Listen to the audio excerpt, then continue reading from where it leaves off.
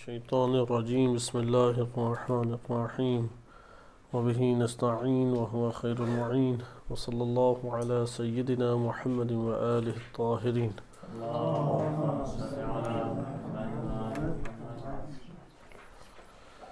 کتاب ولایت فقیہ، ولایت فقاہت اور عدالت، یہ موضوع آپ کی خدمت میں پیش کیا جا رہا تھا۔ گزشتہ دروس میں ہم دلیل عقلی محض کو مطالعہ کر رہے تھے۔ دلیل عقلی محض سے پہلے آپ کی خدمت میں ایک ضابطہ اور قاعدہ ذکر کیا گیا کہ اصل کیا ہے؟ عدم ولایت ہے۔ یہاں پہ اصل عدم ولایت، خود یہ ضابطہ تو ہمارے لیے قابل فہم ہو گیا اور ہم نے اس کو مطالعہ کیا کہ حقیقت میں فقط اللہ کی ذات ہے جو ولایت رکھتی ہے۔ اس کے بعد جسے اللہ تعالی ولایت دے وہ لوگوں کے اوپر ولایت رکھے گا، لہذا ولایت اللہ ہی کی جانب سے آئے گی۔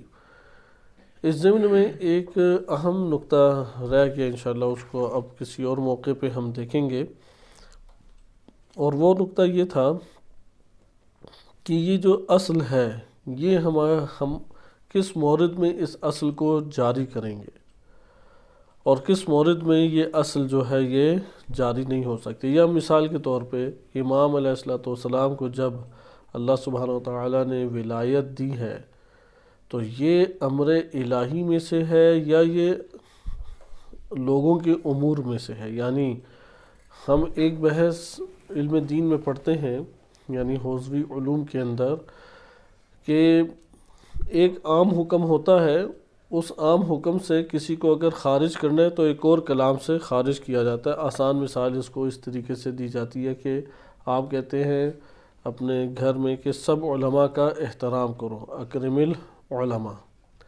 اس کے بعد آپ کچھ دیر کے بعد کہتے ہیں کہ دیکھو فاسق عالم کا احترام نہ کرنا، صحیح، فساق کا احترام نہ کرو۔ یہ جو آپ نے دوسری دفعہ حکم دیا ہے، پہلے سب علماء کو آپ کا حکم شامل ہو گیا تھا، اور دوسری دفعہ جو کلام ہے اس نے اس عموم میں سے ایک گروہ کو نکال دیا۔ اگر کوئی ایسا کلام ہو کہ جو دوسرے وہ جو عمومی حکم تھا اس میں سے کسی فرد کو یا کسی مجموعے کو نکال دے تو اسے کہتے ہیں تخصیص۔ اسے کیا کہتے ہیں؟ تخصیص۔ بس عام ایک دفعہ پہلے سب کو شامل ہوا، شامل ہونے کے بعد آپ نے ایک اور کلام کے ذریعے سے کیا کیا؟ بعض افراد کو نکال دیا، اسے کہتے ہیں تخصیص۔ اور ایک مرتبہ یہ ہوتا ہے کہ بعض افراد وہ عملاً خارج ہوتے ہیں، اس عام کے دائرے میں ہی نہیں آئے، تخصصاً اس سے کہتے ہیں خارج، یعنی وہ عام کے دائرے میں تھے ہی نہیں کہ آپ کو الگ سے کلام لا کے ان کو باہر نکالنا پڑے، درست ہے؟ تو یہ جو باہر ہے، ایک دفعہ وہ شامل تھے، آپ کے عمومی حکم میں شامل تھے، آپ نے پھر پکڑ کے ان کو باہر نکالا ایک اور کلام کے ذریعے سے۔ لیکن ایک دفعہ بعض ایسے افراد ہیں جو اس عمومی حکم میں شامل تھے ہی نہیں۔ مثلا آپ یہ کہتے ہیں کہ سارے کے سارے طلاب جو ہیں وہ مثلا امتحان کے لیے آ جائیں۔ اب آپ نے جب کلمہ طلاب کہا تو اس سے سارے ہی وہ طلاب مراد ہیں جو آپ کے پیش نظر ہیں۔ ان میں ایک فرد ہے زید، وہ نہیں آتا، صحیح ہے؟ تو کوئی پوچھے گا وہ کیوں نہیں آیا؟ آپ کہیں گے چونکہ وہ طالب علم ہی نہیں ہے، حکم ہی نہیں اسے شامل تھا کہ اس کے لیے یہ دستور جاری ہوتا، یعنی چونکہ وہ طالب علم ہے ہی نہیں یا اسٹوڈنٹ ہے ہی نہیں، اس لیے اس کو یہ حکم بھی شامل نہیں ہے۔ یہ زید کیا کہلائے گا؟ تخصصاً خارج کہلائے گا۔ لیکن اگر آپ کہیں کہ سب طلاب آ جائیں سوائے ان لوگوں کے کہ جنہوں نے مثلاً آج کے دور میں فیسیں لیتے ہیں سارے، جنہوں نے فیسیں نہیں دیں وہ امتحان دیں گے، جنہوں نے فیسیں دی ہیں، جنہوں نے فیسیں نہیں دیں وہ نکل جائیں گے۔ تو یہاں پہ آپ طلاب ہی کے دائرے سے باہر نکال رہے ہیں ایک اور کلام کے ذریعے، اسے کہتے ہیں تخصیصاً آپ نے نکالا ہے۔ یہاں پہ وہ یہ بات بیان کرتے ہیں کہ جب اصل ولایت آپ عمومی ایک ضابطہ لے کے آتے ہیں کہ اصل یہ ہے کہ عدم ولایت ہے سب کے لیے، تو یہاں پہ آپ نبی صلی اللہ علیہ وسلم، ائمہ اطہار علیہ السلام کے لیے بھی یہی ثابت کرتے ہیں کہ اصل یہ ہے کہ اصل ولایت عدم ولایت ہے، مگر اللہ سبحانہ وتعالی نے ان کو ولایت دی۔ یہاں پہ جب اللہ تعالیٰ نے ولایت دی، آیا یہ تخصیصاً خارج ہو گئے اس ضابطے سے یا تخصصاً خارج تھے؟ تخصیصاً یعنی ان کو پہلے حکم یہی شامل تھا کہ ان کو کوئی ولایت حاصل نہیں ہے، اس کے بعد اس عمومی ضابطے سے خارج ایک اور کلام کے ذریعے سے اللہ تعالیٰ نے کیا۔ تو یہاں پہ بیان یہ کرتے ہیں کہ در حقیقت ایک ہے امر الہی اور ایک ہے امور لوگوں کے امور، امر ناس، صحیح ہے، امر عوام ہے۔ ایک اللہ کا امر ہے یعنی اللہ کے افعال اور امور ہیں، ایک امور الہی ہیں اور ایک امور عوام ہیں، امور مثلا بندگان ہیں، لوگوں کے امور ہیں۔ یہاں پہ یہ کہتے ہیں یہ جو ولایت کا مسئلہ ہے یہ در حقیقت امر الہی کے باب سے ہی چل رہا ہے، لہذا جب امر الہی کے باب سے چل رہا ہے تو تخصیصاً ادھر سے خارج نہیں ہوئے، کسی کو خارج نہیں کیا، بلکہ اللہ نے اپنی حاکمیت میں ہی اور اپنی ہی خداوند متعال نے قوانین کے طور پہ ولایت اللہ تعالیٰ نے عطا کی ہے۔ مثلا اگر امام معصوم کو انفال اور خمس اور زکوٰۃ وغیرہ میں حق دیا جاتا ہے تو یہ جو ولایت معصوم انفال کے اوپر، انفال کہتے ہیں کہ یہ کافی اس کا دائرہ وسیع ہے، وادیاں ہیں، پہاڑ ہیں، بنجر علاقے، یہ سارے مکتب تشیع کے مطابق امام کی ملکیت شمار ہوتی ہیں۔ ہر وہ چیز جو کسی شخص کی ملکیت نہیں ہے وہ کس کی ملکیت میں چیز آ جاتی ہے؟ امام کی ملکیت میں۔ اسی طرح سے خمس ہے وہ بھی امام کے لیے مختص اللہ تعالیٰ نے قرار دیا ہے۔ اسی طرح صدقات اور زکوٰۃ میں سے بعض امور ایسے ہیں، صدقات میں بعض ایسی چیزیں ہیں، یا ولایت امام معصوم رکھتے ہیں۔ یہ ایک تفصیلی بحث ہے کہ امام علیہ السلام کن کن چیزوں میں، مثلا جنگی اموال ہیں، مال فیع ہے، اس کے اوپر امام علیہ السلام کا حصہ ہے۔ یہ حصہ جو امامت کے باب سے مل رہا ہے اس کو لوگوں کے امور سے اللہ سبحانہ وتعالیٰ نے تخصیصاً جدا کیا یا تخصصاً خارج تھا؟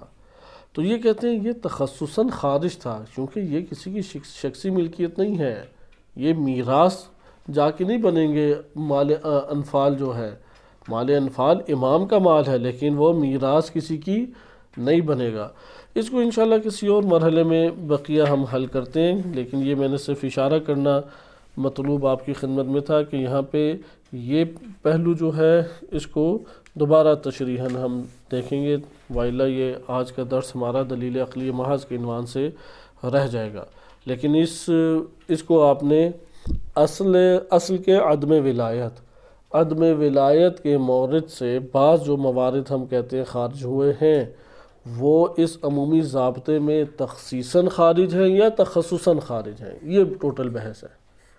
ایسا نہیں ہے کہ یہ بحث ہمارے لیے، اگر یہ قطعہ جو ہم نے ابھی فی الحال 1-9 اس کو اجمالی طور پہ پڑھا ہے اور تفصیلی نہیں ملاحظہ کیا، تفصیل کے اعتبار سے ترک کیا ہے، وہ یہ نہیں ہے کہ اس کی کوئی اصل اساس ہمیں معلوم ہی نہیں ہوئی۔ اصل اساس تو پتہ لگ گئی، قرآن کریم واضح طور پہ کہہ رہا ہے کہ فاللہ هو الولی، اللہ سبحانہ وتعالیٰ کیا ہے؟ وہ ولی ہے۔ یعنی قرآنی آیات کا مفہوم یہ ہے کہ ممکن ہے بعین ہی آیت آپ کے سامنے قرات نہیں ہوئی، لیکن اللہ تعالیٰ وہ ولی ہے۔ پھر اللہ جس کو ولی ولایت دے اس کو ولایت ملے گی، بس۔ بغیر اللہ کے لیے پھر ہم نے ایک ضابطہ متعارف کرایا کہ عدم ولایت ہے، کسی کو دوسرے کے اوپر کوئی ولایت حاصل نہیں ہے، اصل عدم ولایت ہے۔ اس اصل کے دائرے سے اگر کوئی باہر ہے تو وہ تخصیصاً باہر ہوا ہے یا تخصصاً باہر ہوا ہے، صحیح ہے؟ یہ ضابطہ تو معلوم ہو گیا کہ عمومی حکم تو غیر اللہ کو سب شامل ہے، سب غیر اللہ کو شامل ہے کہ عدم ولایت، کوئی دوسرے کے اوپر حاکمیت کا حق نہیں رکھتا۔ لیکن اس ضابطے سے اگر کوئی خارج ہوتا ہے تو وہ تخصیصاً ہے یا تخصصاً۔ اس کے بعد 3 دلیلیں تھیں۔ دلیل عقلی محض جو ولایت فقی پہ آپ کی خدمت میں پیش کی جا رہی تھی اس کو آپ نے گزشتہ درس میں ایک حد تک مطالعہ کیا اور ہمارے سامنے یہ بات آئی کہ دلیل چونکہ اب آپ اگر اس ولایت غیر اللہ کے لیے ثابت کسی کے لیے کرتے ہیں تو یہ اس صورت میں ثابت ہوگی کہ آپ کے پاس قطعی طور پہ دلیل ہو۔ اگر آپ کے پاس السلام علیکم، اگر آپ کے پاس قطعی دلیل موجود نہیں ہے، قطعی دلیل موجود نہیں ہے تو اس صورت میں بھی آپ کسی کو صاحب ولایت نہیں کہہ سکتے، یہاں پہ ولایت بمعنی وہی حاکمیت ہے، مدیریت ہے، کسی کے اوپر حکم چلانا اور اس کا آپ کا حکم ماننا. یہ جو نوع ولایت ہے اللہ تعالیٰ نے اگر کسی کو دی ہے تو اس کے لیے ہمارے پاس ایک دو حدیثیں نہیں ہونی چاہیے کہ ظنی خبر واحد ظنی ہوتی ہے اور اس سے ثابت ہو جائے. اگرچہ شارع نے اسے معتبر قرار دیا لیکن اس سے ثابت نہیں ہوگی. آپ کے پاس قطعی دلیل ہونی چاہیے، یقینی دلیل ہونی چاہیے. یقینی اور قطعی دلیل کے لیے انہوں نے 3 قسم کی دلیلیں ولایت فقی کے اوپر اقامہ کی ہیں. پہلی دلیل کیا تھی؟ دلیل عقلی محض. دوسری دلیل ہے جو عقل اور نقل دونوں سے مرکب ہے. تیسری جو دلیل ہے وہ نقلی محض ہے. اس میں انشاءاللہ تعالی آپ کے سامنے ولایت فقی سے مربوط ایک حصہ احادیث کا پیش کیا جائے گا اور اس کے اوپر گفتگو ذکر کی جائے گی. عقلی محض کی جو دلیل عقلی محض ہے یہ کسی شخص کو نہیں معین کر رہی، وہ یہ معین کر رہی ہے کہ یہ عہدہ، یہ ضرورت معاشرے کی، انسانوں کی لیے یہ معاشرے کی ضرورت یہ تا قیامت ہے. جب تک انسانی معاشرہ ہے تب تک یہ ضرورت دائمی ہے، ضروری ہے اور یہ مستمر رہے گی جب تک معاشرہ انسانی موجود ہے. جب تک آپ بالفاظ دیگر انسان موجود ہے یہ ضرورت باقی ہے. دلیل عقلی محض یہاں سے آتی ہے. اس کو اگر ایک اور انداز میں ذکر کیا جائے، کیونکہ ہم یہ دلیل عقلی محض کو طولانی طور پہ ذکر کیا ہے اور آج ہم تذکر اور چند اس کی خصوصیات کو مطالعہ کریں گے اس دلیل کی. لیکن قبل اس کے کہ آگے کے حصے میں ہم داخل ہوں، آپ اس نقطے کو ذہن نشین کریں کہ دلیل عقلی محض در حقیقت ہمارے علم کلام، علم عقائد اور فلسفے کی کتابوں میں دلیل دی گئی ہے. نبوت اور امامت کی ضرورت پر متعدد دلیلیں ہمارے ہاں علم کلام اور علم عقائد میں مذکور ہیں. وہاں پہ جو دلائل دیے گئے ہیں ان میں سے ایک دلیل ہے معاشرے کے اعتبار سے، معاشرے اور ہرج مرج کے لازم ہونے کے اعتبار سے ہے. وہ دلیل آج بھی ہمارے لیے ولایت فقی کی دلیل بنتی ہے، کیونکہ وہ ضرورت جس کی اساس پر انہوں نے نبوت ضروری قرار دی، جس کی اساس کے اوپر انہوں نے امامت کو ضروری قرار دیا، وہ ضرورت آج بھی باقی ہے. جب وہ ضرورت آج بھی باقی ہے تو پھر اسی کے مطابق عقل کہتی ہے کہ اس کا اہتمام کرنا چاہیے. درست ہے؟ ابھی ہم اس کو انشاءاللہ تعالی اس اعتبار سے پڑھیں گے. لیکن دلیل عقلی محض دوبارہ میں عرض کر دوں، ہمارے پاس 2 مرحلے اس عنوان سے ہوتے ہیں. نمبر 1، یہ ولایت عطا ہونا اللہ کی طرف سے، پہلے اسے ثابت کیا جائے. پھر کس شخص کو عطا ہوئی ہے یہ دوسرا مرحلہ ہے. پہلے ضرورت کو بیان کیا جائے، عطا ہونے کو بیان کیا جائے، اس کے بعد کیا سوال اٹھے گا؟ کس کو عطا ہوئی ہے. یہاں پہ جو دلیل عقلی محض ہمارے پاس آ رہی ہے، السلام علیکم، آپ کی نظر میں یہ دلیل عقلی محض یہ کسی شخص کے ولی ہونے کو بیان کر رہی ہے یا مطلقاً ولایت فقی کے عہدے کو بیان کر رہی ہے؟ یہ در حقیقت عہدے کو بیان کر رہی ہے، شخص ولی فقی کو بیان ابھی نہیں کر رہی. جیسے کہ آپ کلامی کتابوں میں جب آتے ہیں تو پہلے آپ نبوت کے عہدے کو ثابت کریں گے، اس عہدے کی ضرورت ہے، ایک ذمہ داری کا یہ منصب ہے. امامت کو پہلے ثابت کریں گے پھر امام کو. اسی طرح پہلے ولایت فقی کو ثابت کریں گے پھر ولی فقی، اس کے اوپر جو نامزد ہوگا یا اس منصب سے جو آراستہ ہوگا وہ کیا کہلائے گا؟ ولی فقی کہلائے گا. لہذا دلیل عقلی محض یہ ولایت فقی کے اوپر دلیل عقلی محض ہے. ولی فقی اس کے بعد کی بات ہے کہ اس کو انشاءاللہ تعالی ہم پڑھیں گے. یہ مقدمات جو ادھر ذکر کیے جا رہے ہیں وہ ہم سابقہ فصلوں میں پڑھ چکے ہیں، فصل اول اور دوم میں پڑھ چکے ہیں. یہاں پہ یہ مسئلہ پیش آتا ہے کہ اثر غیبت میں، کیونکہ اس سے پہلے تو مسئلہ ہمارے لیے حل ہوا، اثر غیبت میں اگر کوئی ولی فقی بنتا ہے تو اس میں 3 خصوصیات کا ہونا ضروری ہے. یہ ہماری دلیل عقلی یہاں پہ ختم ہو جائے گی. پھر تذکر اور تذکر کے بعد انہوں نے 7-8 نکات بیان کیے ہیں جس کو آپ دلیل عقلی محض کی خصوصیات کہہ سکتے ہیں.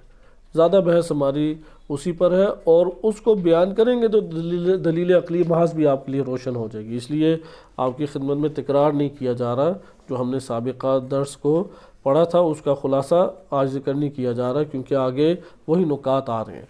لیکن ہم نے گزشتہ درس میں اختتام کس کے اوپر کیا تھا؟ اس بات پر اختتام کیا تھا اگر کوئی غیبت امام زمان علیہ السلام میں ولی فقی بنتا ہے تو اس میں کتنی خصوصیات کا ہونا ضروری ہے؟ 3 کا خصوصیات کا ہونا ضروری ہے. یہ 3 خصوصیت کہاں سے آئیں؟ یہ 3 خصوصیات در حقیقت انبیاء و ائمہ علیہم السلام کی خصوصیات سے مطرح ہوئی ہیں. یعنی ادھر سے ترشح ہیں، ادھر سے یہ متفرع ہیں. یہ در حقیقت سرچشمے خصوصیات انبیاء و ائمہ علیہم السلام میں سے ہیں. پہلی خصوصیت کے یعنی انبیاء و ائمہ علیہم السلام میں بھی یہ خصوصیات تھیں، تو اس کی وجہ سے اللہ تعالیٰ نے ان کو یہ حق دیا کہ حاکم بنے. آسان لفظ بھی بیان کر دیا جائے، وَإِلَّا انسان متفرع ہے، مترشح ہے، کوئی سمجھ ہی نہ آئے. آسان زبان میں آپ کہہ سکتے ہیں کہ یہ وہ 3 خصوصیات ہیں جو بدرجہ اتم، کیونکہ نبی اور امام جیسی تو کسی اور میں ہو ہی نہیں سکتی، بدرجہ اتم و اکمل انبیاء و ائمہ علیہم السلام میں پائی جاتی تھی یہ 3 خصوصیات. اور ان 3 خصوصیات کی بنیاد پر اللہ سبحانہ و تعالیٰ نے ان کو پورے معاشروں پر اور انسانوں کے اوپر حاکمیت عطا کی. اسی کے جلوے جو ہیں اگر کسی شخص پر موجود ہوں اور وہ نمایاں ہو جائے اور وہ خصوصیات اس کے اندر آشکار ہوں تو وہ ولی فقی بننے کی صلاحیت رکھے گا. ان میں سے پہلی خصوصیت ہے کہ اس شخص کا قانون الہی کا آشنا ہونا، شناخت رکھتا ہو، عالم ہو. اگر کوئی قانون الہی کا ہی کو جانتا ہی نہیں ہے تو کس طریقے سے معاشرے کے اوپر قانون الہی کو مثلا اجرا کرے گا، کیسے قانون الہی کے مطابق معاشرے کو چلانا چاہے گا؟ بس آپ نے ملاحظہ کیا کہ پہلی خصوصیت اس کی کیا ہے؟ وہ شخص قانون الہی سے واقف ہو. اسی لیے جامع شرائط فقیہ کی ہم بات کرتے ہیں کہ وہ قانون الہی سے واقف ہونا چاہیے. فقیہ جامع شرائط کی بات کی جاتی ہے. دوسری خصوصیت یہ ہے کہ اسلام کے اجتماعی اور فردی قوانین کو معاشرے کے اندر اجرا کرنے کے لیے، متحقق کرنے کے لیے حکومت کو تشکیل دینے کی طاقت، استعداد و توانائی رکھتا ہو. دوسرے کو میں دوبارہ آپ کے سامنے تکرار کر دوں، کیونکہ حکومت کے بغیر تو اجرا نہیں ہوتا. ہماری تبلیغات سے آس پاس کے افراد گھر کے وہ نہیں راہ کے اوپر آتے تو چاہیے کہ ہم معاشروں کو راہ کے اوپر لے آئیں، بہت مشکل ہے. اگرچہ قانون جو ہے وہ ایک ایسا ذریعہ ہے کہ جس میں 4 نہ 4 افراد راہ کے اوپر آئیں گے، لیکن انسان کا تزکیہ نفس وہ ذریعہ ہے جس میں وہ قلب کی گہرائی سے راہ کے اوپر آئے گا. اس لیے تزکیہ کا مرحلہ پھر بھی باقی رہے گا اور تا قیامت باقی ہے. یعنی وہ ہر دور میں وسیع پیمانے پہ انجام پانا چاہیے. اس تبلیغ کے اعتبار سے اور اسی طریقے سے دعوت کے اعتبار سے تزکیہ و تہذیب و تقوی اس کی نصیحت کثیر ہونی چاہیے، کثیر. خلاصہ کلام دوسری خصوصیت کیا ہونی چاہیے؟ اسلام کے اجتماعی اور فردی احکام ہیں، صحیح ہے، فردی قوانین ہیں.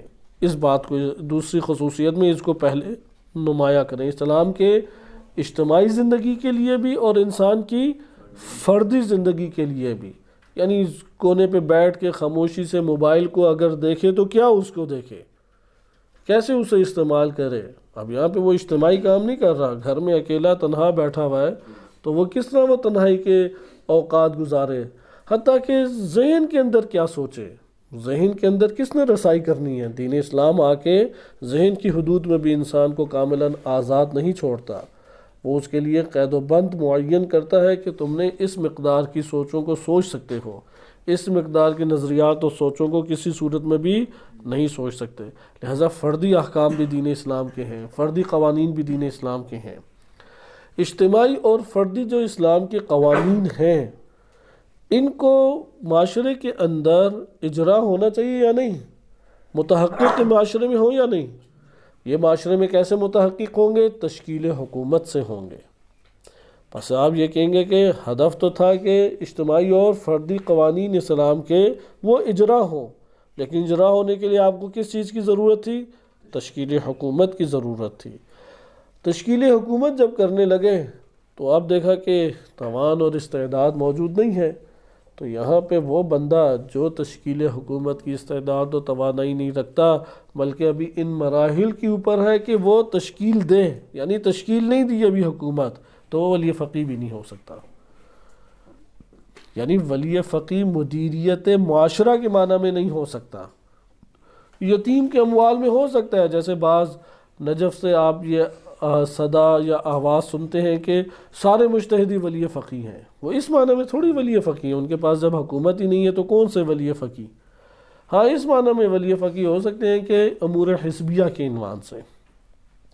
مجہول المال، ایک مال ہے جس کا کوئی مالک نہیں ہے، اس کے اعتبار سے وہ اس کے ولی بن سکتے ہیں، صحیح ہے۔ لیکن اس عنوان سے مدیریت جامع کے عنوان سے ولی فقیہ وہ بن سکتا ہے جو تشکیل حکومت میں کامیاب ہو جائے۔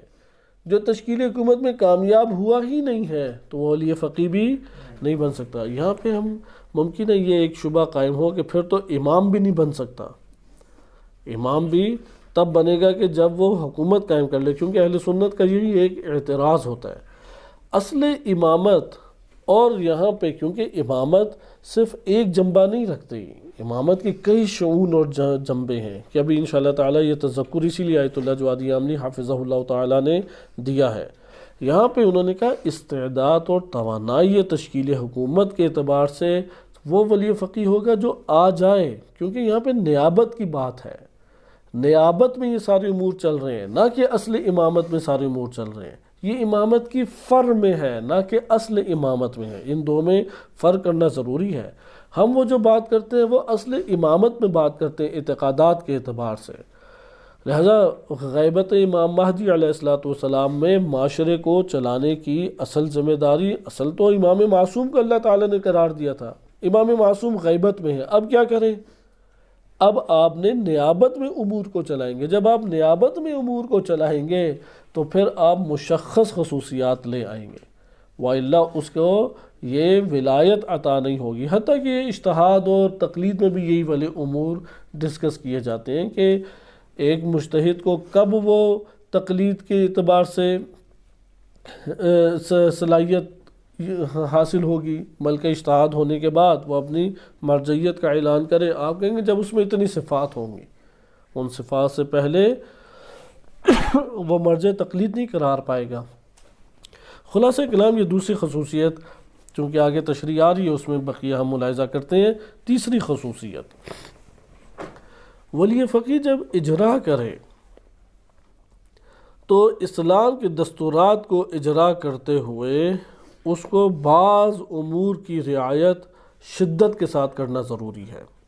جب اسلام کے امور اجرا کرے، کیونکہ ہمارے ہاں یہ بھی دیکھنے کو معاشرے میں ملتا ہے کہ ایک دن جو ہے انسان اپنے نفس میں دینی رغبت کے اعتبار سے ضعف کا احساس کرتا ہے، تو تب وہ ممکن ہے فقط واجبات پر ہی عمل کرے، زیادہ حساس نہ ہو گناہ انجام پا رہے ہیں یا انجام نہیں پا رہے۔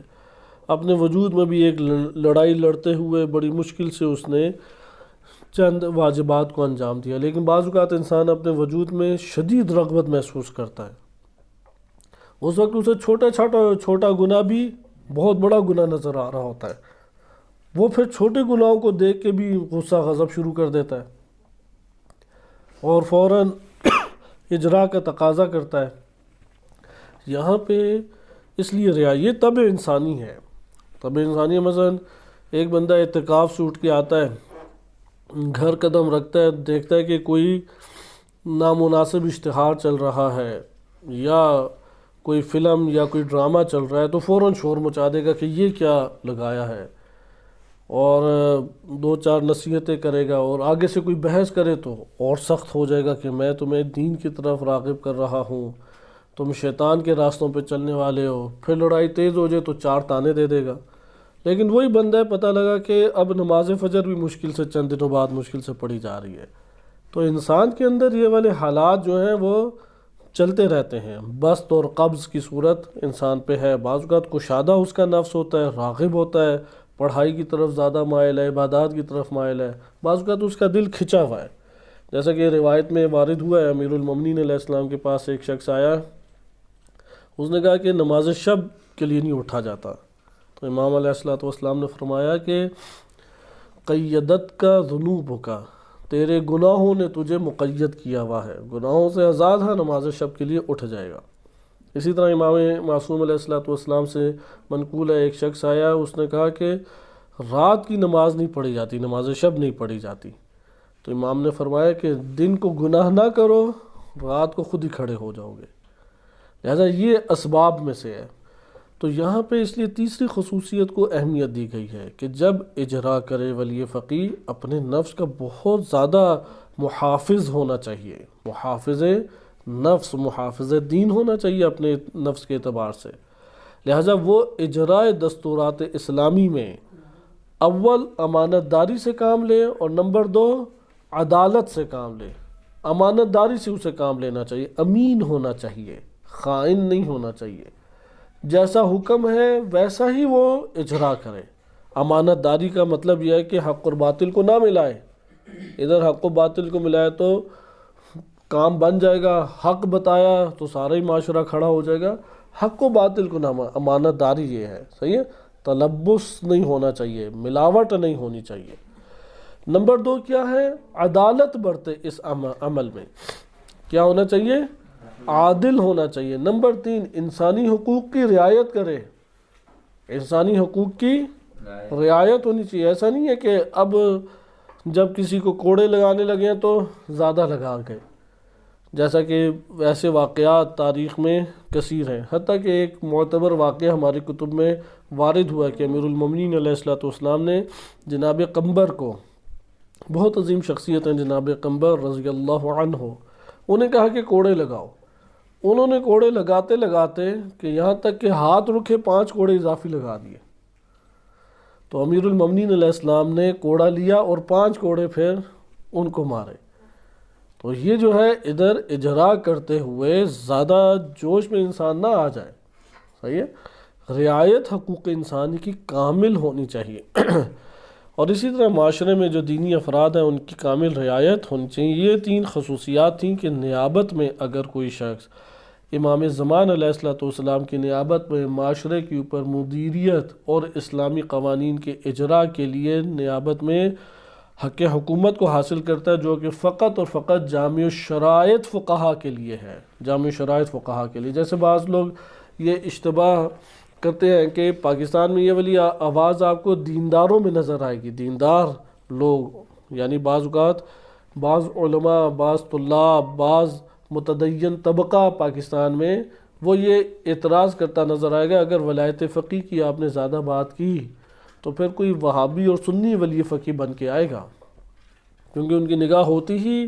اکثریت کے اوپر ہے کہ اکثریت اہل سنت ہے، تو پھر وہ اپنا ہی ولی فقیہ لے کے آئیں گے۔ تو یہاں پہ اولاً ہم کیا پڑھ رہے ہیں کہ جامع شرائط فقیہ ہونا چاہیے، اگر جامع شرائط فقیہ نہیں ہے تو وہ ولی فقیہ نہیں ہے، اس لیے وہ شرائط کو مطالعہ کریں۔ نمبر 2 یہاں پہ خصوصیت یہ ہے کہ وہ عدالت کے مطابق حکم لگائے، اگر وہ عدالت کو برپا نہیں کرتا تب بھی ولی فقیہ نہیں ہے۔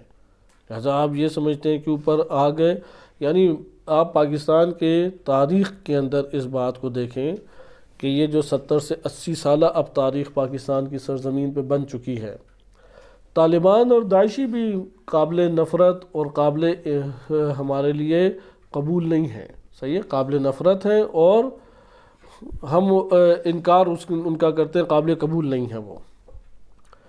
اور اسی طریقے سے کوئی ملحد ہے، کوئی کمیونسٹ ہے، کوئی مارکسزم کا نظریہ رکھنے والا ہے یا مادہ پرست ہے، اس کی بھی حکومت ہمارے لیے قابل قبول نہیں ہے، ایسا ہے یا نہیں؟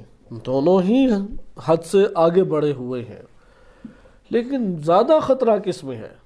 جیسے پاکستان میں یہ ہے نا کہ کم ضرر زیادہ ضرر، اس اعتبار سے ہم تاریخ کو آئینہ بناتے ہوئے کہتے ہیں کہ زیادہ ضرر کس میں۔ ہم یہ حمایت نہیں کر رہے اس بیان سے، کیونکہ الٹا مطلب لینے والوں نے ہمیشہ الٹا ہی مطلب لینا ہوتا ہے، ان کو اگر آپ ایک بات سمجھانا بھی جائیں انہوں نے اسے سمجھنا نہیں ہے، الجھنے کے لیے بعض آتے ہیں تو پھر الٹے سے الٹا مطلب لیتے چلے جاتے ہیں۔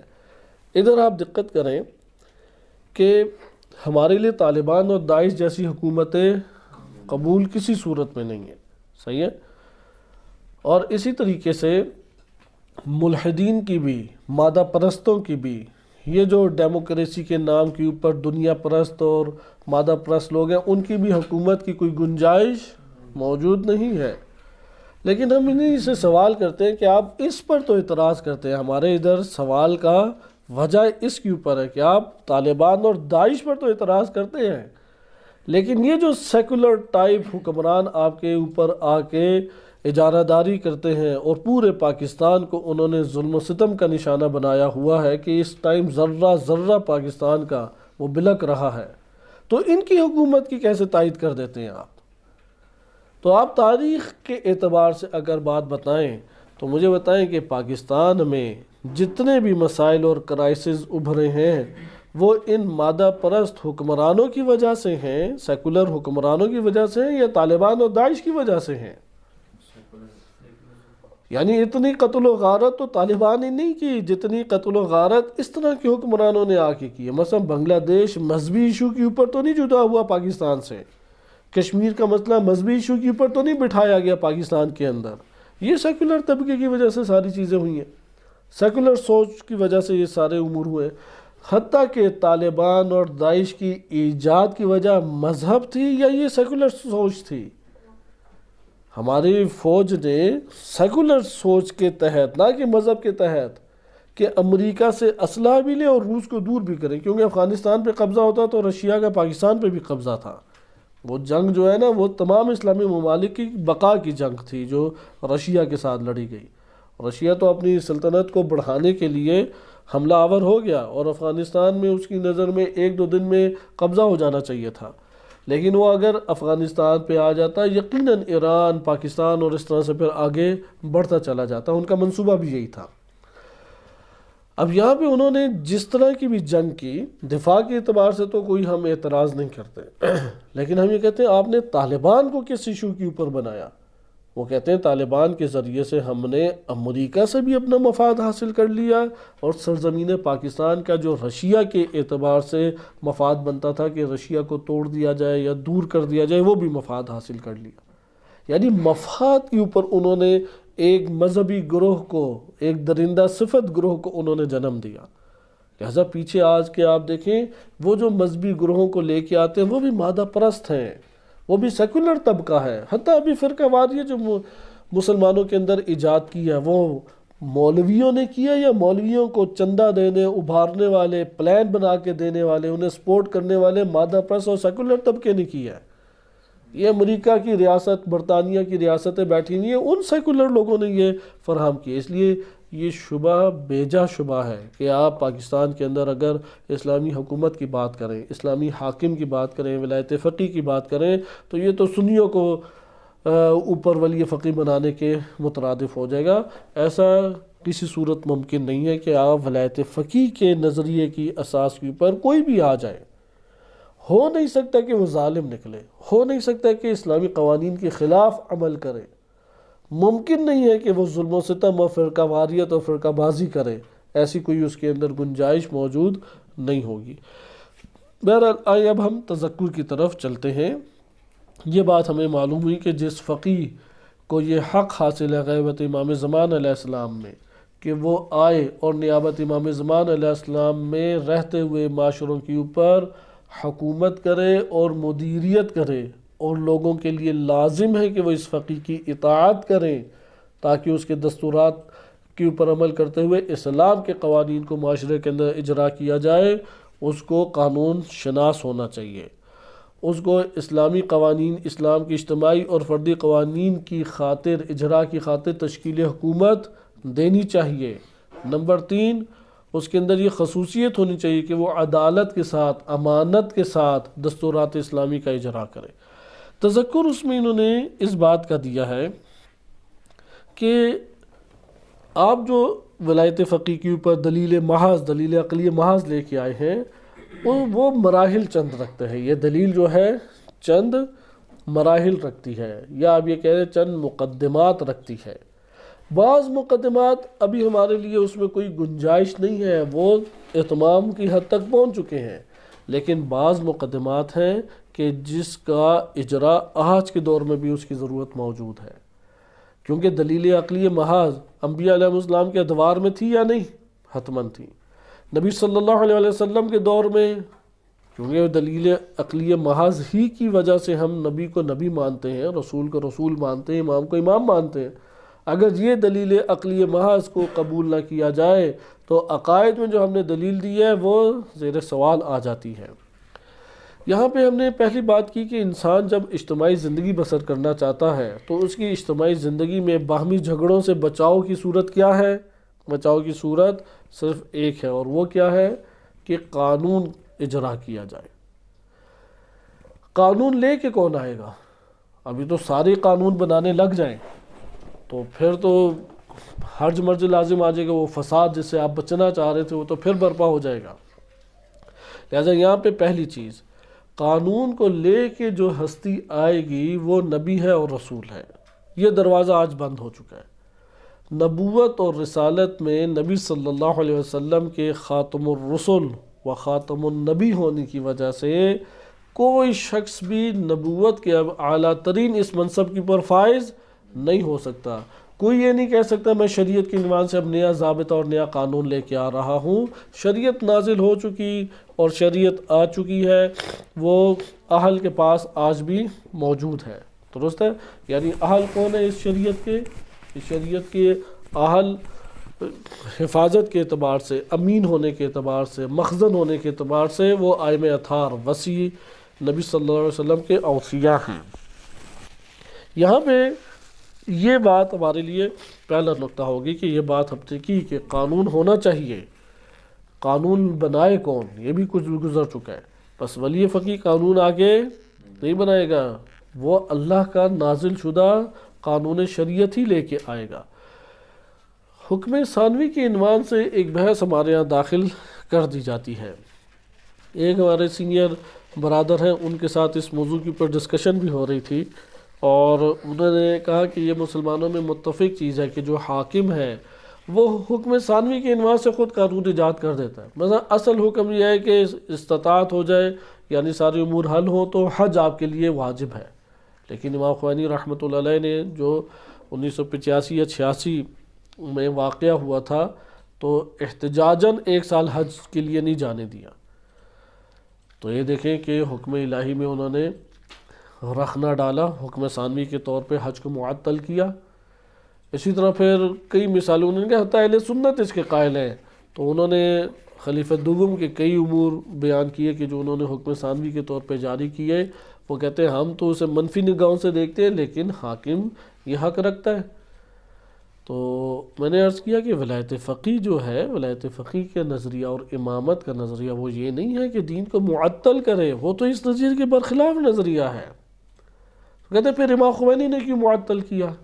میں نے کہا آپ ادھر جا کے دیکھیں کہ آیا استطاعت اس وقت موجود تھی یا نہیں، یا اس وقت پورے کے پورے ملک یا حاجیوں کے قتل کا خدشہ تھا، کیونکہ استطاعت متحقق خود وجوب پکڑتا ہے۔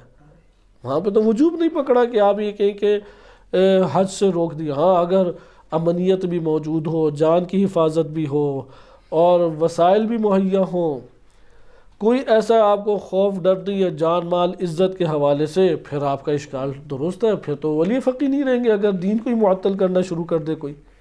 اس لیے دین کو معطل نہیں کیا جا سکتا، ولی فقیہ نہ ہو یا ولایت فقیہ نہ ہو تب دین معطل ہے، ولایت فقیہ کے ساتھ تو دین معطل نہیں ہے۔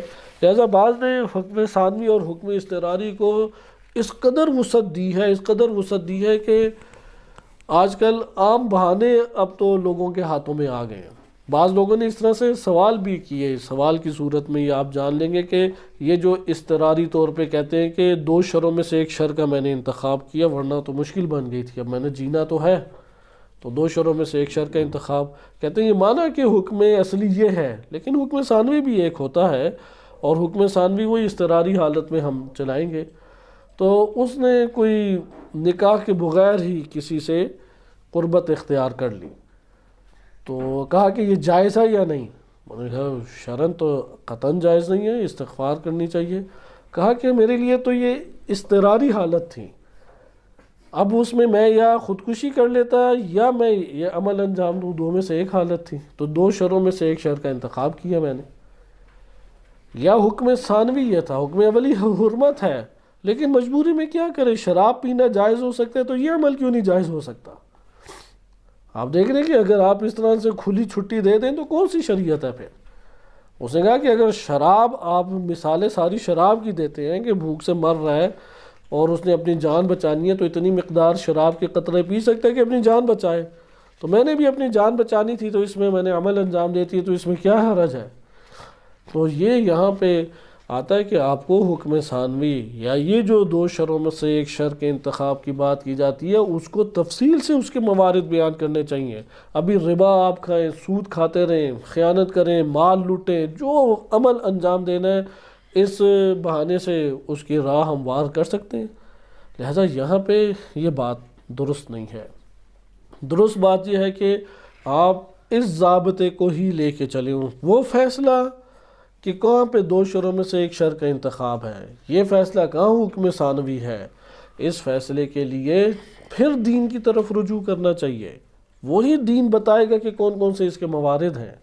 لہذا پہلی چیز یہ ہوگی کہ قانون اللہ کی طرف سے آئے گا، اور جو قانون لے کے آئے گا وہ نبی ہے اور رسول ہے، اور نبی صلی اللہ علیہ وسلم کے ذریعے یہ دروازہ بند ہو چکا۔ ائمہ اطہار علیہ السلام کے لیے بھی یہ دروازہ کھلا نہیں ہے کہ کوئی شریعت لے کے آ جائیں یا قانون لے کے آ جائیں۔ نبی صلی اللہ علیہ وسلم کو اسی لیے خاتم الانبیاء والمرسلین کہا جاتا ہے۔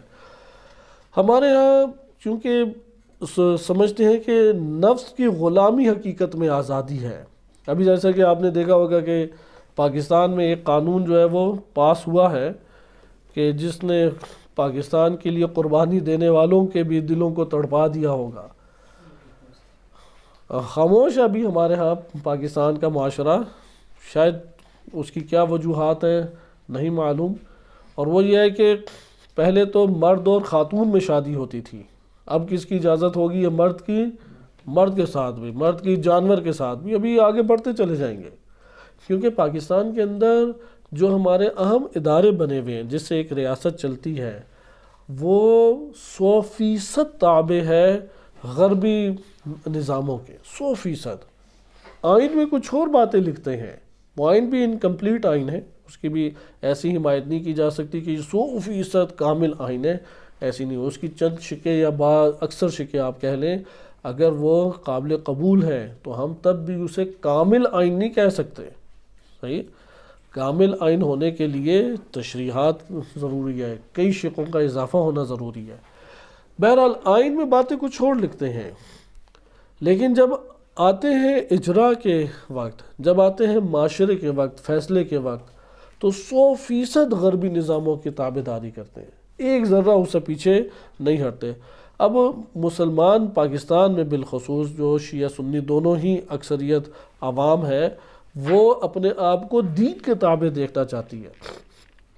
عدالتوں میں دنیاوی عدالتی جو قوانین ہیں، عدالتوں کے جو شق مختلف ہیں، اس کے تحت فیصلے نہیں چاہتی، وہ دین کے فیصلوں کے تحت فیصلے چاہتی ہے۔ لیکن عدالتوں میں چیف جسٹس اوپر بیٹھا ہوا ہے، سنیوں نے چونکہ آواز زیادہ اٹھائی تو ان کے لیے ایک الگ سے پھر اسلامی عدالتوں کا سلسلہ کھول دیا گیا۔ شیعوں میں ابھی تک آواز نہیں اٹھی، اس لیے ویسا ابھی تک کوئی حلقہ ان کے لیے عدالتوں میں نہیں کھولا گیا۔ سننے میں آیا کہ ممکن ہے کہ کھل جائے، لیکن اہل سنت میں اسلامی عدالتوں کا چیف جسٹس ہوتا ہے۔ اب عدالتیں مکمل طور پہ کس کے پیچھے چل رہی ہیں؟ غرب کے پیچھے۔ اسی طریقے سے بینکنگ سسٹم ہے، اسی طریقے سے تعلیمی نظام ہے، اسی طریقے سے سیاسی نظام ہمارا ہے، عسکری نظام ہمارا ہے، سارا غرب کے تابع ہے۔ ان کے ہیروز، ان کے لیے آئیڈیل، ان کے لیے اسوہ، وہ سارا غربی نظام ہے۔ تو کیسے ممکن ہے کہ یہ بل ہماری عدالتوں میں نہ پہنچے؟ کیسے ممکن ہے کہ ہمارے سینٹ میں کون سے بڑے عادل قسم کے ممبران بیٹھے ہوئے ہیں قومی اسمبلیوں میں اور سینٹ میں؟ وہ تو ویسے ہی پہلے فاسق، فاجر اور کیا کیا گناہ اکثر بیشتر ساروں کے اوپر حکم نہیں لگاتے، اکثر بیشتر پورا پاکستان جانتا ہے کہ ان کا دور دور تک سابقہ عدالت اور دین کے ساتھ کوئی موجود نہیں ہے کہ ان سے یہ توقع رکھی جائے کہ وہ اس کے اوپر کوئی کسی قسم کا اعتراض کریں گے۔ لہٰذا پاکستان کے اس فضا میں اگر آپ ملاحظہ کریں، السلام علیکم، غرب کے اندر جتنا بھی غرب کے اندر اس وقت انحطاط اور پستی آئی ہے، اس میں ایک بہت بڑی وجہ اور بہت بڑا سبب کی کون سی چیز ہے؟ بہت بڑی وجہ اور بہت بڑا سبب اسی خاندانی نظام کی بربادی ہے۔ کیونکہ خاندان جب تشکیل پاتا ہے تو وہ انسانیت کے لیے، انسانی معاشرے کے اندر بہت سارے امور کو وجود دینے کا باعث بنتا ہے۔ مثلا حلال نسل جو ہے وہ وجود میں آتی ہے۔ ابھی تو یہ خود امریکی صدر کا کہنا تھا کہ آئندہ آنے والا امریکہ اکثریت اس میں کوئی حلال زادہ نہیں ہے۔ اگر ان دونوں میں کوئی فرق نہ ہوتا، شر کے اعتبار سے، اثرات کے اعتبار سے واضح ہے کہ اس میں بہت فرق ہے۔ نسب اس وقت ختم ہو چکا ہے، نسب کا سلسلہ ان کے لیے مشکل ہے۔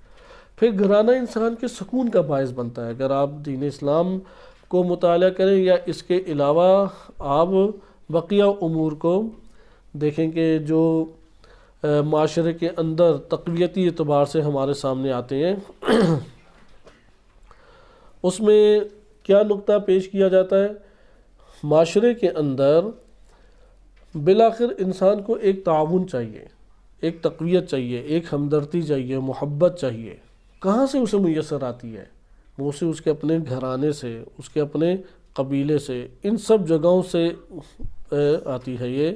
یہ تصویریں نہ کھینچے آگا، ادھر مناسب بھی نہیں ہے اور کسی صورت تصویریں نہ کھینچیں۔ لہٰذا یہ جو تشکیل پاتی ہیں چیزیں، اس کو ملاحظہ کریں کہ جو ہمارے ہاں قبائلی نظام ہے، قبائلی نظام کے ذریعے سے نسب کی حفاظت ہے، قبائلی نظام کی وجہ سے ہمارے ہاں تعاون وجود میں آتا ہے، سٹریس ہے، شدید سٹریس کی کیفیت سے باہر نکلتا ہے۔ معاشرے کے اندر ایک ہی خاندان میں سارے ایک سطح کے اوپر صلاحیت کے اعتبار سے پل بڑھ نہیں سکتے، وہ اس کے اعتبار سے پل بڑھنے کی صلاحیت پیدا کر لیتا ہے۔ ممکن ہے کوئی اپاہج ہو، معذور ہو، ممکن ہے کوئی تیز ہو معاشرے کے اندر، ایک دوسرے کی تقویت کے ذریعے سے ایک دوسرے کا خلا پورا کرتے ہیں۔ جب آپ اس طرح کے بل پاس کرتے ہیں، خاندانی نظاموں کو اجاڑ دیتے ہیں، پورے کے پورے معاشرے کے اندر اس کے تحرکات جو ہیں یا اس کی بیس اساس ہے وہ گر جاتی ہے۔ اس لیے اس وقت معاشرہ جو غرب کا ہے وہ اسی آفات کا شکار ہے۔ پہلے انہوں نے دین کو غائب کیا، اب دین کو داخل کر رہے ہیں۔ اس سے پہلے اسی طریقے سے انہوں نے پہلے فیملی سسٹم ختم کیا، اب اس فیملی سسٹم لانے کی کوششیں کر رہے ہیں۔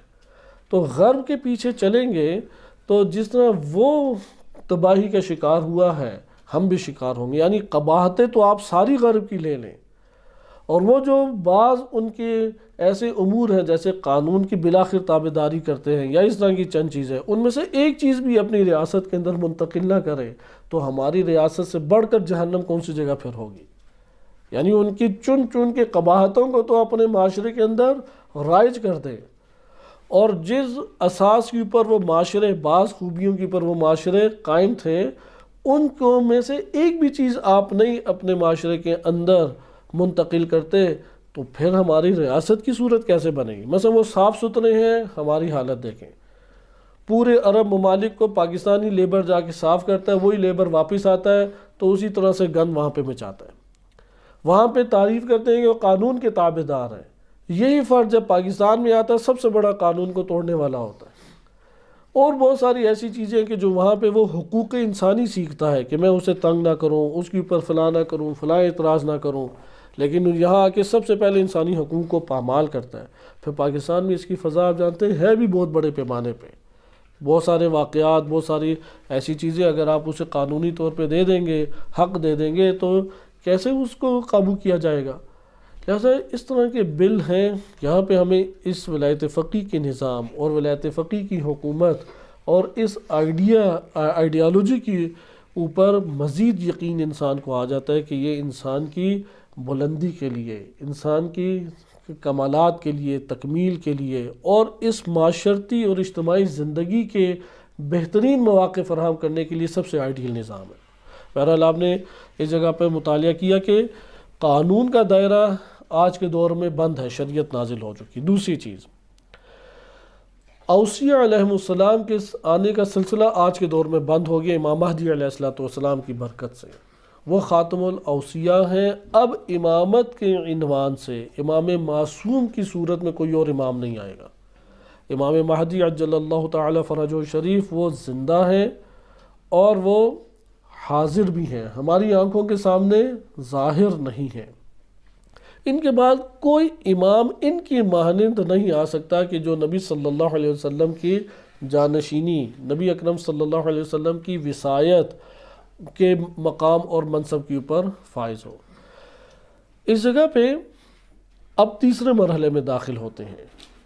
وہ تیسرا مرحلہ یہ ہے کہ نبی اور امام، یہ تو خصوصیات آپ نے ذکر کی، ان میں سے ایک ضرورت تو باقی رہ جاتی ہے۔ یہ ہستیاں معاشرے کو چلانے والی بھی تو تھیں، یہ معاشرے کی راہبر بھی تو تھیں، یہ معاشرے کی قائد بھی تو تھیں۔ اگر معاشرے کے اندر کوئی حاکم نہ ہو، معاشرے کے اندر کوئی قائد نہ ہو، وہ تو ہرج مرج کا شکار ہو جائے گا، فساد کا شکار ہو جائے گا، ادھر تو رہنے کے لیے زندگی مشکل ہو جائے گی، بلکہ ممکن ہی نہیں رہے گی۔ تو یہ ضرورت جیسے ماضی میں تھی، ضرورت ہمیں محسوس ہوتی تھی، آج بھی اس کی وہ ضرورت باقی ہے۔ وہ جو سلسلے بند ہو گئے چونکہ ان کی ضرورت ختم ہو گئی، اس وجہ سے نہیں کہ ہمارے لیے نعوذ باللہ اللہ تعالیٰ نے بخل کیا اور ان کے لیے اللہ سبحانہ وتعالیٰ نے خوب عطا کیا، ایسا نہیں ہے، بلکہ جو انسانی ضرورت تھی وہ ضرورت کیا ہو گئی، وہ کامل ہوگی نبی صلی اللہ علیہ وسلم کی خاتمیت کے ذریعے سے، اور امام زمان علیہ السلام کی وصایت کے ذریعے سے وہ خاتمیت کی ضرورت پوری ہو گئی، اس لیے اس کو آگے اجرا نہیں ہے۔ لیکن قیادت کے اعتبار سے، رہبریت کے اعتبار سے اگر آپ مطالعہ کریں تو آیا اس کی ضرورت موجود ہے یا ضرورت موجود نہیں ہے؟ اس کی یقیناً ضرورت جو ہے وہ موجود ہے۔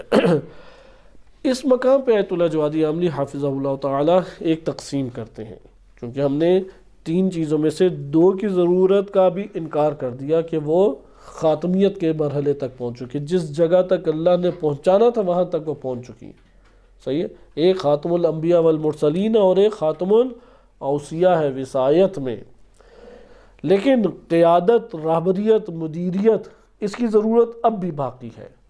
آگے ذکر کرتے ہیں کہ امامت کے شعون مختلف ہیں، یعنی امامت کئی پہلو رکھتی ہے۔ امامت کیا ہے؟ کئی پہلو رکھتی ہے۔ اگر امامت کئی پہلو رکھتی ہے تو سوال، جو نائب ہوگا وہ بھی ان سب پہلوؤں میں امام کا نائب ہے یا نہیں؟ یہاں پہ آ کے واضح طور پہ مکتب تشیع بیان کرتا ہے بعض ایسے پہلو ہیں جو فقط اور فقط امام معصوم کے ساتھ مختص ہیں، غیر معصوم کی طرف منتقل نہیں ہو سکتے کسی بھی صورت میں۔ فقط و فقط کس کے ساتھ مختص ہیں؟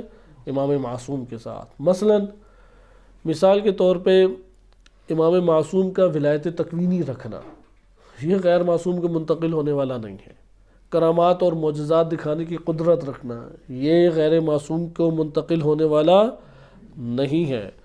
امام معصوم جو ہیں وہ اللہ سبحانہ وتعالیٰ کی طرف سے خصوصی طور پہ مقام عصمت کے اوپر فائز تھے، غیر معصوم مقام عصمت کے اوپر فائز نہیں ہے۔ بس یہ جو پہلو ہیں یا اس طرح کے اور پہلو بھی آپ لا سکتے ہیں، یہ کس کے ساتھ مختص ہیں؟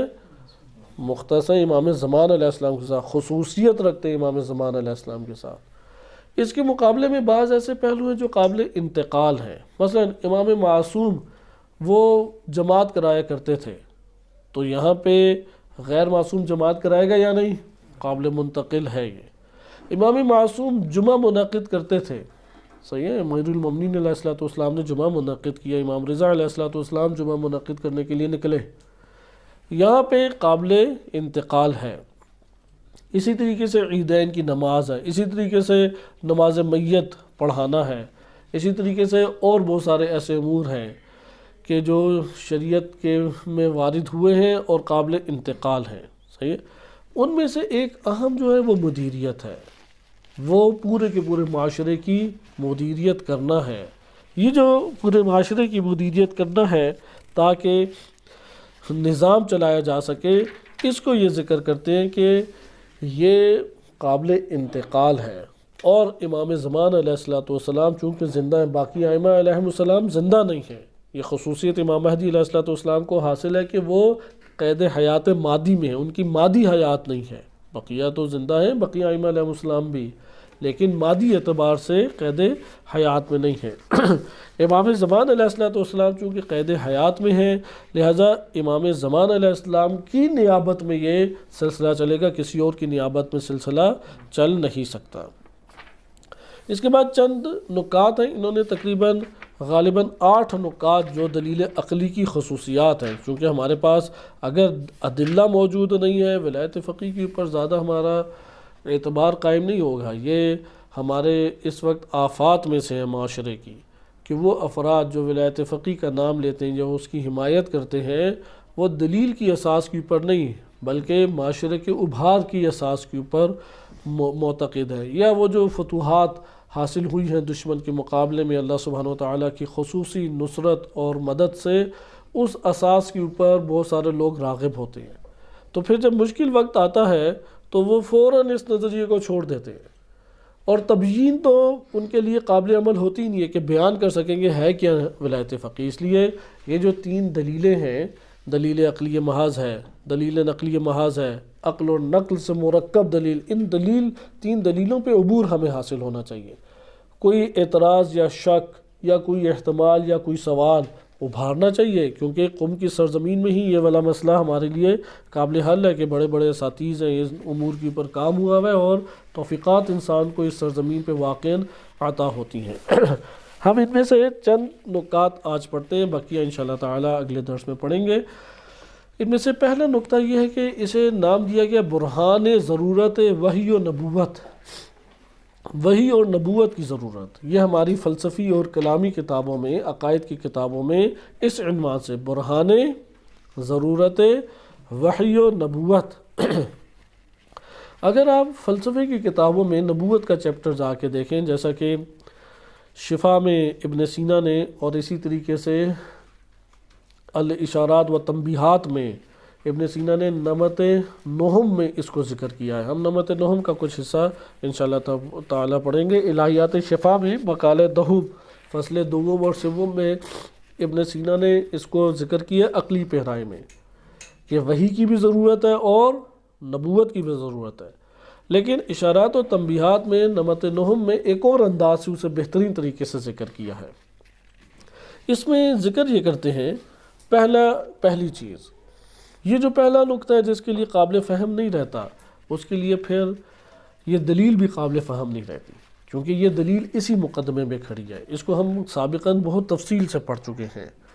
وہ پہلا نقطہ یہ ہے کہ انسان اس دنیا میں مدنی الطبع ہے۔ مدنی سے مراد جو ہے نا، وہ مدینے والا نہیں ہے، مدینہ منورہ سے آیا ہو، صحیح ہے؟ مدنی الطبع سے مراد ہے اجتماعی، مدنی بے معنی اجتماعی ہے۔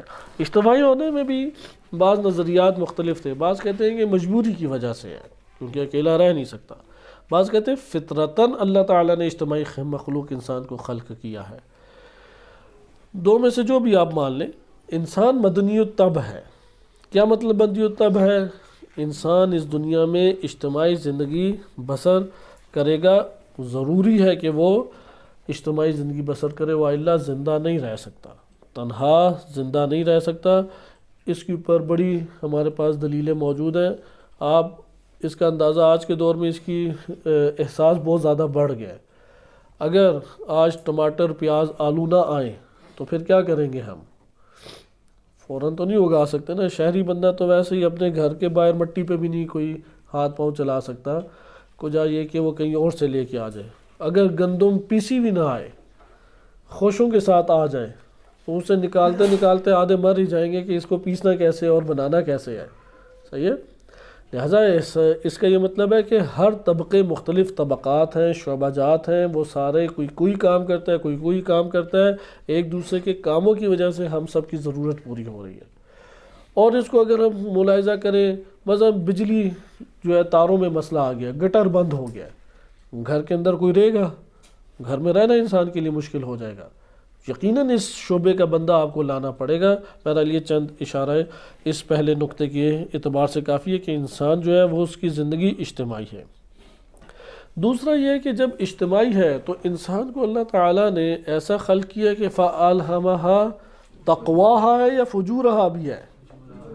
پہلے فجورہا کا ذکر ہے، تقویٰ کا، یعنی یہ جو فجور ہے، تقویٰ ہے، یہ جو فجور کا عنصر ہے یہ سرکشی لاتا ہے، یہ بغاوت پیدا کرتا ہے۔ اگرچہ ان دو سے پہلے فطرت بھی ہے، فطرت کی اساس پہ جو نشوونما پائے گا وہاں پہ ممکن ہے وہ قوانین کے بھی محتاج نہ ہو، کاملاً انسان نکلے گا۔ لیکن یہ جو فجور ہے یہ اتنی بڑی سرکشی کو جنم دیتا ہے کہ انسان کے لیے زندگی معاشرے کے اندر مشکل ہو جاتی ہے۔ اس کی مثال اس طریقے سے ہے، جہاں پر بھی دو افراد ہیں ہمارے معاشرے میں، جہاں پہ بھی دو افراد ہیں وہ کاملاً امن و امان کے ساتھ زندگی بسر نہیں کر پاتے، کیونکہ انسان کے اندرونی حالات یکساں نہیں ہیں۔ ایک طرف تقویٰ ابھر جاتا ہے تو بعض حالات میں کیا ہے، وہ فجور انسان کے اوپر غلبہ پیدا کر لیتا ہے، بغاوت اور سرکشی انسان کے وجود کے اوپر آ جاتی ہے۔ یہ عنصر ہمارے لیے سامنے آتا ہے، یعنی اس پہلو سے ہمارے پاس یہ بات آئی کہ انسانوں کے اندرونی حالات کو ہم اپنے اختیارات سے کنٹرول نہیں کر سکتے۔ ہم گھر کے اندر ایک بھائی دوسرے بھائی، والد اپنے بیٹوں کو، اپنی اولاد کو، کسی کے بھی اندرونی حالات کو قابو نہیں کر سکتا۔ یہ بغاوت اور سرکشی کو جنم دے دے، یہ تقویٰ کو جنم دے دے، ہمارے اختیار سے باہر ہے۔ نتیجہ کیا اس کا نکلتا ہے؟ شدید لڑائی جھگڑا۔ اس وقت پوری دنیا میں ابھی تک، ماضی سے لے کے ابھی تک، اگر کوئی وجہ ہے جھگڑے کی، یہی سرکشی اور بغاوت ہے۔ سرکشی اور بغاوت کے اسباب متعدد ہیں، وہ سارے کے سارے فجور ہی وہ کہلائیں گے، چاہے فکری اسباب ہی کیوں نہ ہو، وہ فکری فسق و فجور کہلائے گا۔ کوئی شہوانی کیوں نہ ہو، وہ شہوانی فسق و فجور کہلائے گا۔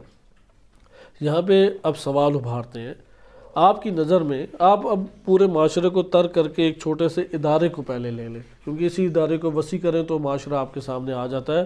آپ کا گاؤں، آپ کا شہر، آپ کا علاقہ سارے اسی طریقے سے ہیں۔ آپ کے ایک ادارے کے اندر مثلا 50 بندے رہتے ہیں، اور ان کا اب کھانا پینا، سونا جاگنا، صفائی ستھرائی ساری چیزیں ہی ہیں۔ آپ انہیں بڑے درس دیتے ہیں، آیات بھی سناتے ہیں، روایات بھی سناتے ہیں۔ سارے صفائی کریں گے یا نہیں ان آیات اور روایات کو سننے کے بعد؟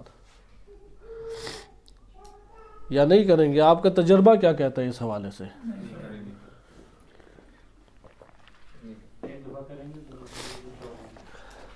جتنے بھی آپ سوچیں، کیونکہ ہم اداروں میں رہے ہیں، اس سے پتہ لگ جائے گا، اداروں میں ہمیں علماء ہیں، مومنین ہیں آس پاس، یہ مشکل پیش آتی ہے یا نہیں؟ کھانا بنانے کی اگر نوبت آئے تو خوب اس نے زحمت اور محنت سے کھانا بنایا، جب لے کے آئے گا تو پہلے آپ کو پیش کرے گا یا خود ہی پہلے کھائے گا؟ ہر روز ایسا ہوتا ہے یا نہیں؟ یا زندگی میں ایک دو دفعہ وہ یہ کرے گا، یا مسلسل ہر روز یہ انجام دے گا؟ اگر وہ ادارے میں آپ رہے ہوں تو آپ کو معلوم ہوگا سب سے زیادہ جھگڑا انہی باتوں پہ ہوتا ہے۔ وہ باری نہیں انجام دے رہا ہوتا، پلیٹیں نہیں دھوتا، صفائی نہیں کرتا، بستر ہی نہیں اٹھاتا۔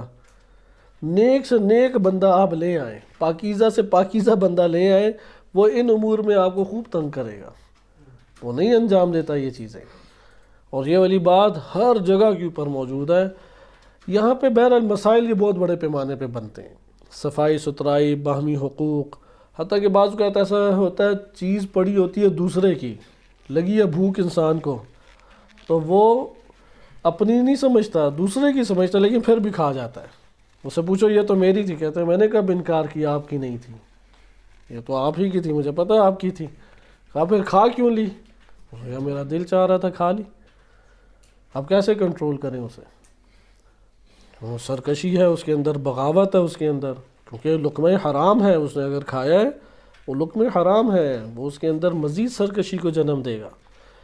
کسی کی چیز کو، حتیٰ کہ علماء تو جوتی کے اعتبار سے احتیاط کرتے تھے، امام خمینی رحمۃ اللہ علیہ نہیں جوتی، کسی کی نہ جوتی پہ پاؤں رکھتے تھے، نہ کسی کی پہنتے تھے، ننگے پاؤں چل پڑتے تھے۔ ادھر بھی علماء کی یہی سیرت ہے، وہ نہ کسی کی جوتی پہ اس کی بغیر اجازت کے پاؤں رکھتے ہیں اور نہ پہن کے جاتے ہیں۔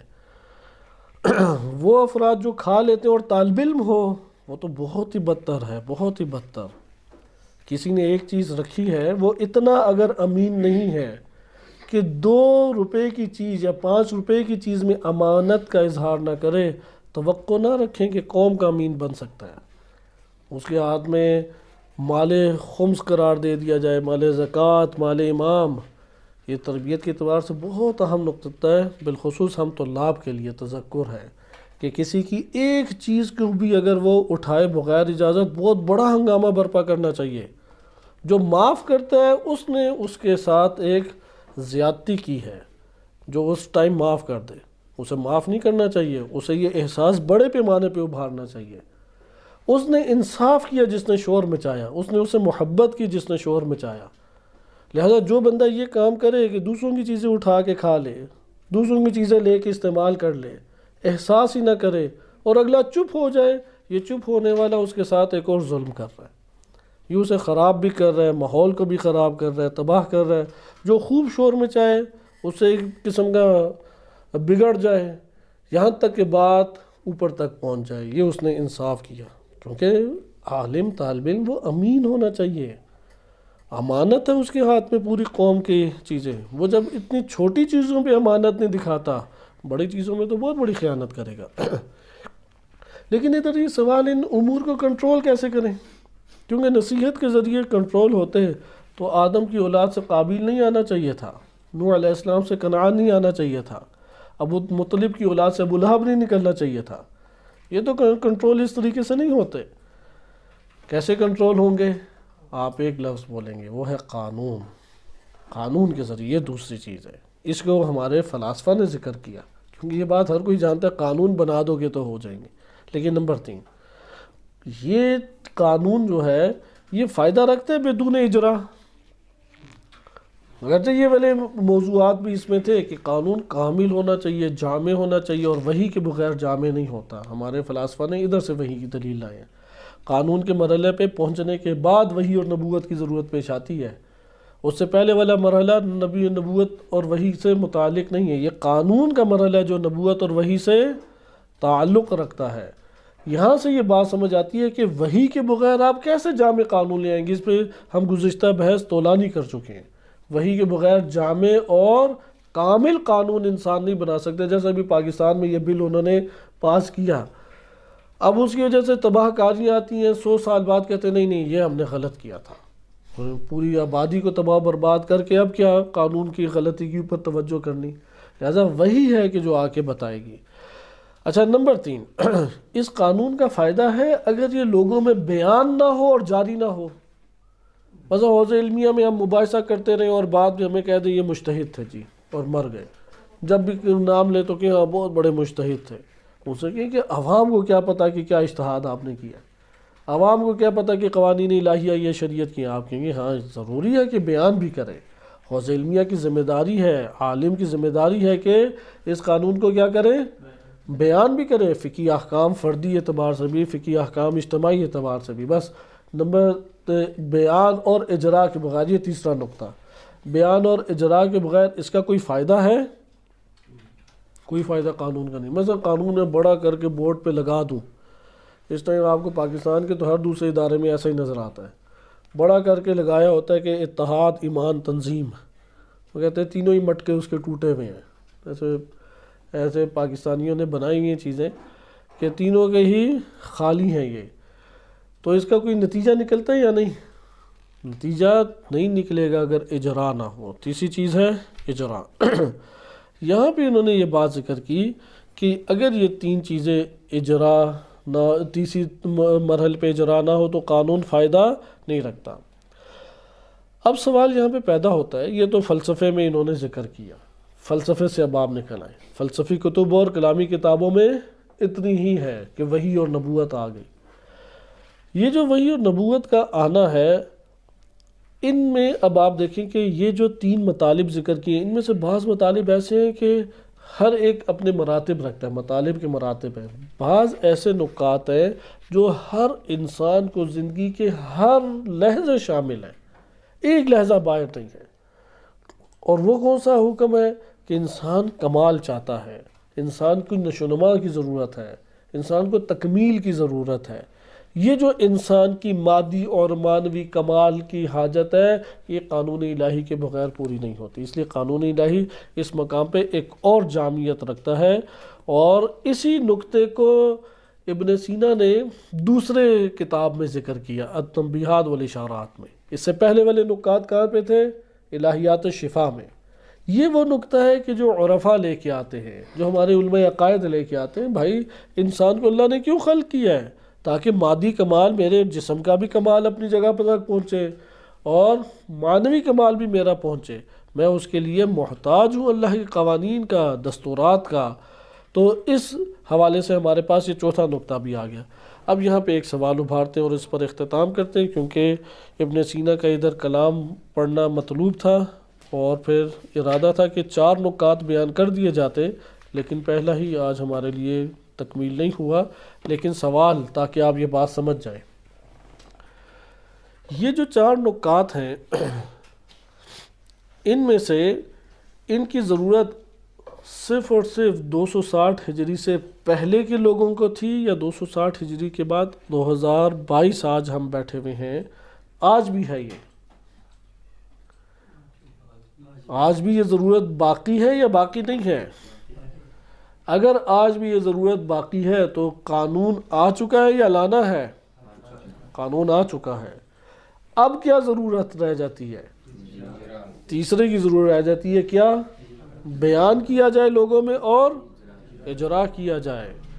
اگر قانون کو بیان اور اجرا نہ کیا جائے تو پھر تو ہرج مرج، فساد، ظلم و ستم، یہ ساری چیزیں رہیں گی۔ لہٰذا راہیں اور رکاوٹیں بہت ساری ایجاد کی جاتی ہیں اس میدان میں جب آپ اجرا کرنے لگیں گے۔ ادھر حکومت کے سسٹم کو مضبوط ہونے کی ضرورت ہے، جیسے ایران ابھی یہی جنگ لڑ رہا ہے۔ ادھر حکومت کے ادارے اجرا نہیں کر پائے ساری جگہوں پہ، بیان بھی نہیں کاملاً کر پائے، لیکن اس مرحلے کو طے کر رہے ہیں۔ جیسے امام علی علیہ السلام وہ جنگیں لڑتے رہے 4.5 سال، وہ بیٹھنے نہیں دیا شرنگیز جو وہاں پہ عناصر تھے، تو اس وجہ سے اجرا نہیں ساری چیزیں ہو سکیں۔ اس لیے اجرا کے مرحلے کے لیے ایک وسیع آپ کو مدت چاہیے۔ لیکن اس بات کو ذہن نشین رکھیں کہ ولایت فقیہ کی ضرورت وہ کس مقام پہ یہاں پہ آئے گی؟ تیسرے پہ یا اس سے پہلے؟ بیان اور اجرا کے مرحلے پہ ولی فقیہ یہ کام کرے گا۔ ولی فقیہ نے قانون نہیں لانا، صحیح ہے؟ ولی فقیہ نے بیان کرنا ہے اور اجرا کرنا ہے۔ بیان تب کرے گا خود اہل علم ہو۔